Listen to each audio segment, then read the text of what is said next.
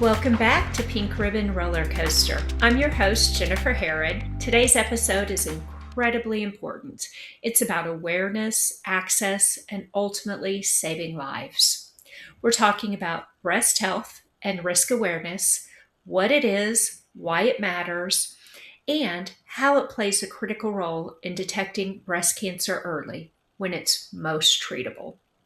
I'm joined today by Ashley Flurry, a registered technologist in radiography and mammography certified, and the founder and executive director of the nonprofit Breast Imaging Matters Outreach. Ashley, thank you so much for being here today. Thank you for having me on today, and thank you for all the important work that you and your company is doing in Oklahoma City. Oh, you're so welcome. To start, can you just tell me a little bit about your background and what led you to become involved in breast imaging and this mission? Absolutely. So I'm an X-ray tech by trade, a mammo tech by trade, and so being in this field, especially after my mom's diagnosis, has really hit hard, and it's changed really everything for me. And so that has kind of shifted my focus from just doing mammograms to focusing on the advocacy side, because that's where I'm really seeing the gaps in what is needed in the community. And so that's just kind of where I'm starting now. And I'm just going to go from there. That's great. It is. It's so important. I think there is like you mentioned, there's a gap there in the knowledge and Yes. availability. Yes. Yes. So, for those hearing for the first time about breast imaging matters, really, what's the heart behind it? I know it started with your mother, but really, what's your mission? What's your heart? Absolutely. So, like I said, my mom's diagnosis changed everything. And then it got me thinking, so textbook wise, they say you don't need to be doing your mammograms until 10 years prior to your mom's diagnosis Mhm. or at age 40, whichever one comes first. And I'm in my 30s. My mom was diagnosed at 52. And so she was genetically tested. She went through with that process, and she has a TP53 gene. And that led me to get my workup. And I also carry that same gene. Um, and I just felt like there was some educational gaps on when women can actually start. So textbook, yes, 40, that's when you start. But I am actually out here trying to reach women prior to 40 and educating them on their breast cancer risk prior to them going in for the very first mammogram, because that's when most people find out that they are high risk. And then we could have offered them 10 years of cancer surveillance, if not more, prior to that. So there's just a huge gap in the community wise in the educational purposes. And so that's just what I'm trying to find women like me who share that same experience. I think that's, you mentioned that, and I see that a lot that younger and younger women are being diagnosed. I'm sure you've seen that too. Yes, it's actually incredible. And so for women to say, hey, that doesn't run in my family, right? I don't need to worry. That's really not the case. You need to actually have a formal risk assessment score. You need to talk to your providers, and then you need to just be educated on your options. Okay. So, you mentioned normally women start screening around 40, start having their first mammogram. Um, if they have a family history, if they know that they are high risk, or even if they don't, when do you start talking about this with your provider? When do you start looking to do screening? Right. Yes. So if you have a family history of breast cancer, immediate family, this is kind of where that assessment comes into play. Okay. So when you go into your OBGYN, they do ask you kind of the cancer history, but they are not plugging in those specific cancers inside a risk calculator. It goes beyond just family history. It goes, when did you start your menstrual cycles? How many kids have you had? How many pregnancies? How many births? It really just goes into several different elements, personal history of other cancers. And so having that risk assessment score, anything 20% and up, you're able to actually have your MRIs at 25 years old. Wow. Um, and then you can actually have your mammogram starting at 30. So that kind of puts you into like a high risk category, right? Mm-hmm. So that kind of has a specific layout as far as scheduling your MRI and your mammogram. It would be every 6 months that you would have some sort of testing, an MRI or a screening mammogram. Wow. That's really important to know because if you could start at 25, Correct. I mean, that's amazing how many people, especially young ladies, that their lives could be saved if it was found so early. Absolutely. Yes. Yes. And that's just me. Like I wouldn't have started my screenings textbook wise, right, until Yeah, 40. But I am very blessed and honored to be able to know my risk and advocate for others, but also myself and my health care. definitely. Let's talk about the big elephant in the room. I mean, Yes. fear. I Oh, think so many women avoid yeah. screening. So, what are the biggest, really, misconceptions that you hear? So a lot of them is, it's not in my family. I don't need to worry about it. And Mhm. the other is it hurts. Like they hear all these horror stories that it hurts. So Mhm. when I have my first mammogram, or when I actually do a mammogram on a baseline patient, which baseline means their very first one, Okay. I just kind of tell them, hey, throw out all the horror stories that you have heard. I'm an easier tech. I want you to come back, right? Because if I hurt you and if I make your experience so uncomfortable to where you're not going to come back next year, and then we're advocating for no reason, right? Because you're not going to come back. And so we as techs really have to make that experience more pleasant than the Mhm. horror stories that they're hearing in the past. So I just really try to take my time with the patient and just really kind of overcome those fears that the patient's having inside the room. But also, pain is a fear, right? But then also knowing is a fear. Yeah. That's another part of it. But also knowing your risk, that's a fear too, because here I am at my 30s. I do feel more powerful knowing um, this, but it's also a scare factor as well. Like, hey, I do have a high risk of breast cancer. So there's also that fear as well, but also being proactive with it is, I think, is very beneficial. Yeah. I think that you're right. And there is that big fear of, oh gosh, what if I'm diagnosed with breast cancer, especially knowing your risk history and of your family. So, yeah, I think that's very important. So, really, how do you help the patients move through that fear? I just talk to them. Okay. Me personally, I just walk them through that. I tell them, hey, you are in the driver's seat.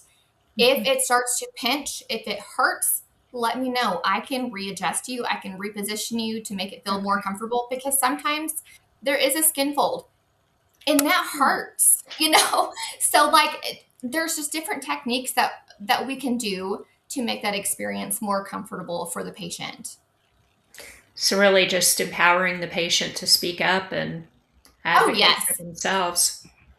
Absolutely. They have to communicate and it's actually kind of funny, but there are people that I do in the room and they kind of get grouchy with me a little bit.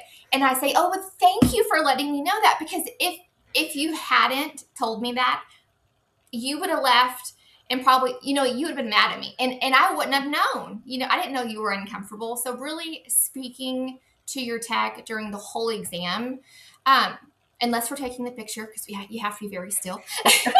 True. Just communicate with your tech. Yes. And that really does wonders as far as fear. That's great.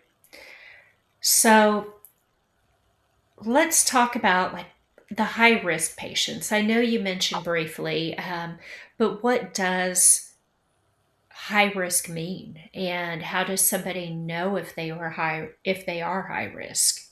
Yes. So that actually goes down to the risk score, the risk calculator, Tyrer Cusick risk score. It's a lifetime risk score. with all that information. Anything 20% and above, that qualifies you for high risk screenings, Okay. extra exams. And so that part is the way to get into that protocol. So once you do that risk assessment score, normally that assessment is done prior to your mammogram. So when you come in for your mammogram, we ask you lots of questions, right? Because the women are like, again, you're filling out all the forms. But that's really important because your cancer history changes a lot. Newly diagnosed, so it's important to run those risks. I believe it's every year, every couple of years, just to have an updated risk score. So when you're having your mammograms, the techs are doing that on the back end. Most people Oh. don't know that, but we are Uh-uh. doing that in the back end. So we're actually plugging in all this information for the radiologist. The radiologist will, when they get your tech sheet to read your mammogram, Mhm. they see that score. So they see, hey, 28%. They will actually dictate that inside your report, your screening mammogram report. They qualify for high risk screening and an MRI starting at this date. So then that goes to the insurance company too, and that will actually qualify you to get everything covered. So that's just kind of, there's a certain step process, Wow. but it all boils down to that risk assessment score. Wow. And I had no idea that the techs were doing that behind the scenes. I mean, Yes, yes. And so that's what got me thinking, like, how can I bring this technology out to the community? Because mhm. I'm already plugging everything in for all these patients, right? And so there's just a hiccup because I'm like, I would love to be able to tell them these scores. I would love to be able to print them off right there, but that's over my head. But Mhm. the community wise, with a nonprofit, I can do it. I am doing that for the community. I'm doing that for the ladies, and men. Men can get breast cancer too. Mhm. So I'm just really navigating this and getting the pathways to where the women in the community, we are able to have that information prior to their first mammogram, because that's the gap. People are waiting Yeah. until their first mammogram to get that information. Yeah. I mean, that's so true because if your primary care doctor is not asking you the questions, if they're not able to plug this in and you're waiting until you're 40, then there's a big gap there Correct. that it would be great to know that information. Oh gosh, because I had no idea. Yes. Yes. Yep. And then if you think of like the survivors, Mhm. if they have like the BRCA test, right? They take the BRCA test and it's negative. Right, Well, they automatically think their daughters, their granddaughters, everyone is fine. right. But it's the risk assessment that is able to really qualify that individual, not necessarily the mom saying, no, you don't need to start. Mhm. We really need to be advocating for each other, right? And being able to guide the family members to where they need to go too. So I just want to be a community hub to where, if people who have family history, if they want to talk to a genetic counselor, I want to be able to offer those steps, because ultimately, and those pathways are coming, by the way, and I'm super excited. Um, to really walk those patients through the whole step to get to the genetic counselor part. I want to make the access super accessible to patients. And that's just kind of where we are going in with the nonprofit, is we are really making those partnerships with genetic counselors right now. This is going to be really big for Tulsa, and I'm Mhm. excited. Wow, I'm excited too. That's going to be amazing. And I'm waiting till you bring it to other areas besides Tulsa too. I know Oh, you're oh, going to grow. absolutely, yes. Yes. So our goal is to be statewide. That is my goal. And I might sound, but my goal is in 2 years, I want to be expanded across Oklahoma, and if not even in Arkansas, because that's kind of my hometown area. I would love to be able to, for this to explode, because I think it could, um, just to give women the knowledge they need. Definitely. I think that's, and knowledge is so powerful. Yes. It really is. Um, so I think For ladies that are younger or even ladies that are out in the community, what barriers exist when it comes to really accessing breast screening?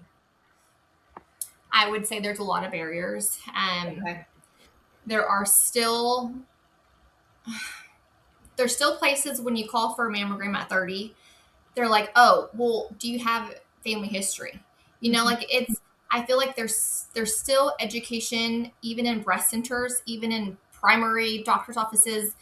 There's education needed across the board that if a doctor is putting in an order, they should go by it. Like I Right. just, uh, and not challenging these ladies. Like people are still getting bills for, high risk screenings, and people are still getting, you know, Mhm.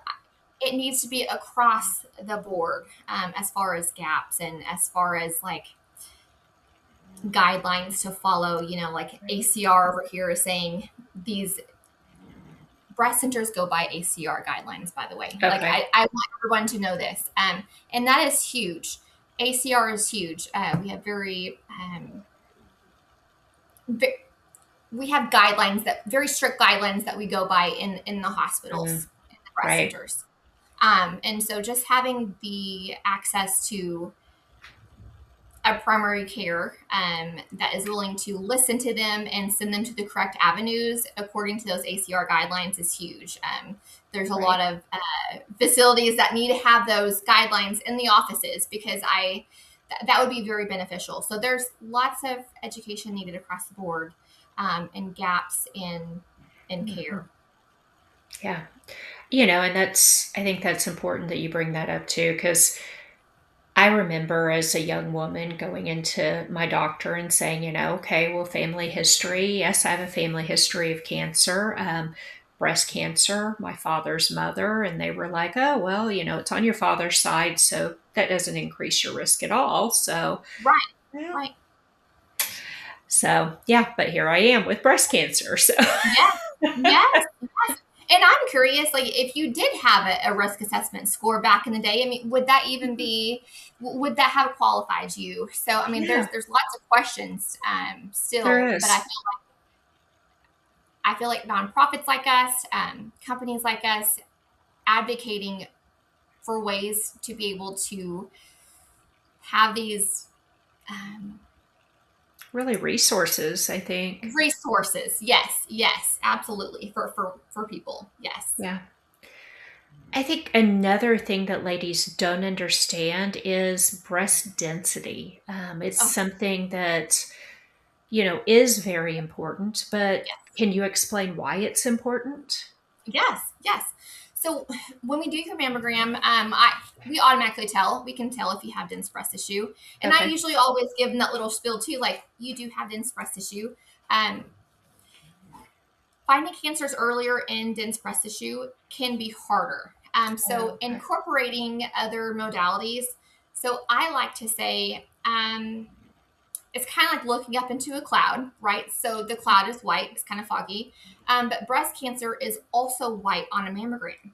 Oh, Um, so 3D, Tomo is awesome. 3D mammograms are awesome. Most places have that now, right? So mhm. we are actually able to go through the slices of the breast. So you can think of it like a book, right? So you Okay. have the pages, but if the Tomo, we're able to stop on this slice. Wow. So we're able to go through the pages of the book, as you can say, and see a snowflake. Um, is Wow. mammography perfect? No, it's not perfect. Can it see the earliest signs of breast cancer, microcalcifications? That is the best way to see them, is mammography. So microcalcifications, that's usually stage 0 breast cancer before the mass forms. So if we're able to see those little specks in the breast, usually they kind of like, uh, pile up in a certain area of the breast, the radiologist can go in and sample those at an earlier stage. Okay. Ultrasound, it doesn't pick that up very well. There's distortion. The ultrasound doesn't pick up very well. So mammography is still the golden standard for dense breast tissue. But other screening modalities like breast ultrasound is very beneficial and seeing other things that might be hiding in the dense breast tissue. So I always like to say, X-ray, we are the eyes of the doctor. Sometimes ultrasound can't really see super early signs of breast cancer. Right. So having them together is very beneficial. So the radiologist is often looking on her screen. She has the MRI pulled up, she has the ultrasound pulled up, and she has the mammogram pulled up. And she's actually looking at all three at once. So Okay. that makes a big difference too, is you're utilizing all the tools in your toolbox and not just relying on one. And so going back to the fear thing, fear is radiation, right? There's a big thing about radiation now. But radiation, you can get radiation in lots of places, right? And people say, oh, mammograms are causing cancer.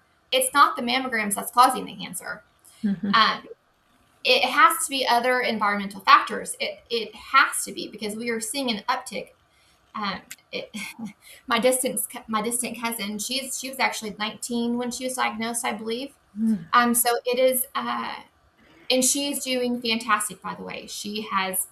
This has been very, very hard years for her. I bet. But she has been praising God this whole time. She's inspiring. She's doing great. And I pray for her daily. And I would love for you guys to pray for her daily too. She just had a little girl. She is doing great. But all this to say is, you need to run your risk. You need to be able to talk to your provider. And if you don't have a provider who's willing to listen, find another one. Definitely. You have options. I never want someone to think, hey, I don't have any options. My provider's not listening to me. Well, if they're not, find another one. I promise you, there will be someone who will advocate for you and your health and your breast health. Yeah. I think advocacy is a huge thing for breast cancer, for women's health in general. I mean, we have to advocate for ourselves. Yes, absolutely. Yes, ma'am. So, well, thank you so much, Ashley. I really appreciate your time and just everything that you're doing for the cancer community, for ladies learning their risk. This has just been such an important conversation. And thank you for sharing your insight. If ladies are listening today, here's your reminder. Early detection saves lives. Don't wait. Schedule your screening, talk to your doctor, and share this episode with someone you love. And for ladies out there to learn more about or support Breast Imaging Matters, visit breastimagingmatters.org. Did I get that right? Yes, ma'am. All right. And follow them on social media. Don't forget to like and follow Pink Ribbon Roller Coaster. So until next time, thank you, everybody.